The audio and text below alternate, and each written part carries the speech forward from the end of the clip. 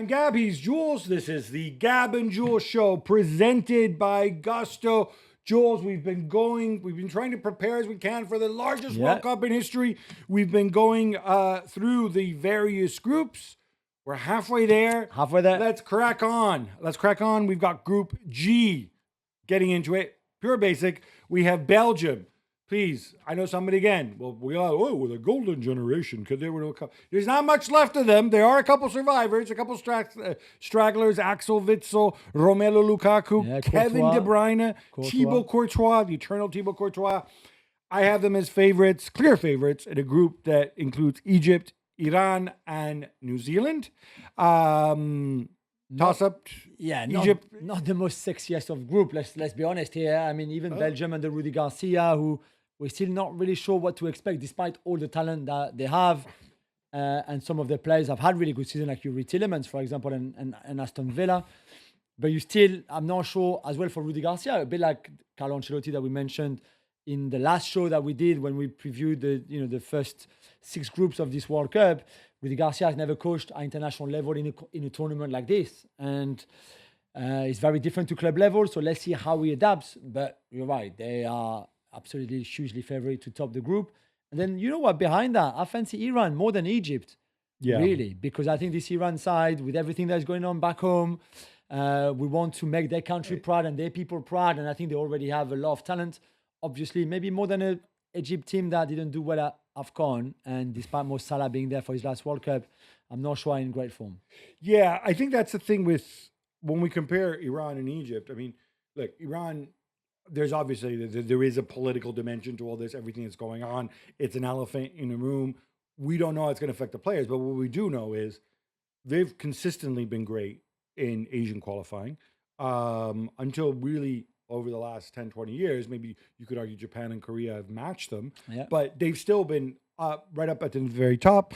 In Mediterranean, they have a veteran center forward, but a lot of the guys who play domestically in Iran, that is a pretty competitive league. A good league. Yeah, certainly more competitive, I would say, probably than Egypt. And then New Zealand, who are also and then New Zealand, who are also in the group. Okay, we'll get to New Zealand. Darren Baisley, boom. That's right, Chris Wood. Yeah, boom, Chris Wood. Done. Yeah. The guy who plays in Mr. Old, who plays in, does he play in France or Belgium? There you go. In the French second division. I mean, again, I don't want to minimize, but this is what you're up against. You're a small country, 3 million people. It's tough. Egypt, I can see all the flaws like you can. Yeah. You know, the idea that historically they did well in the AFCON because they were tight, very disciplined defensively. They had great goalkeepers. They certainly do. Al-Shinawi, I think, is still a very good goalkeeper, even though he's now older. Hossam Hassan, I can personally take or leave, and then you leave it to Marmoush and Mohamed Salah to do something up front. Yeah, and we saw AFCON that he was probably not good enough. This is Mo Salah's last World Cup, and by the way, this is a big farewell World Cup too when you think about Messi and Cristiano, the obvious one, but also Neuer and Modric and Salah and maybe Kane and those kind of guys. So, by the way, Cristiano, if you're watching, he's the one who said it's your last World Cup. Even Not you, me, Cristiano, not me. Even you know Cristiano. So there's that emotional side of it for Egypt to do well for Mo Salah for his last World Cup, but I think they will come short. Certainly for top, they might finish second behind Belgium, just ahead of Iran, but I would have Iran second, and Egypt third, and then New Zealand fourth, without even a point. Egypt playing Iran in the third group game. My boss says, maybe I'll send you out to Seattle for that game. I'm hoping he does. I hope you do. Also, because the alternative for me would be Uzbekistan in Atlanta. Yeah, not quite the same thing. Moving on to Group H. We have Spain, heavy favorites in this group. We have Saudi Arabia, who are led now by Georgios Donis. And we have Marcelo Bielsa's Uruguay. And we have Cape Verde, led by somebody named Bubista. Now, I got to say about Cape Verde, it's like they would be the feel-good story of this World Cup if it wasn't for Curacao. So we almost have to judge them on footballing terms now. And they've done really well in the qualifiers to go to get out of the African qualifiers, if you want. They did really, really well. They're a tiny country, but with a lot of players from the diaspora you mentioned. There's a few Paris born and bred in there too, who played in all around the world, really. And the team spirit is their main strength, I think.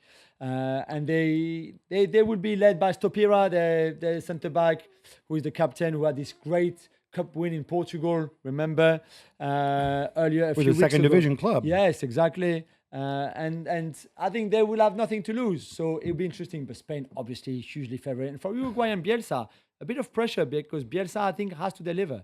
A lot of pressure, I think, on Uruguay always. Obviously, he left out Luis Suarez. Who, not a surprise Suarez had retired, but then Suarez said, hey, look, I'm available because, look, the other strikers there, not much to write home about except for Darwin Nunez. It's almost a stereotype with Uruguay. Every game is a battle, blah, blah, blah, Fede Valverde and the teeth and whatever.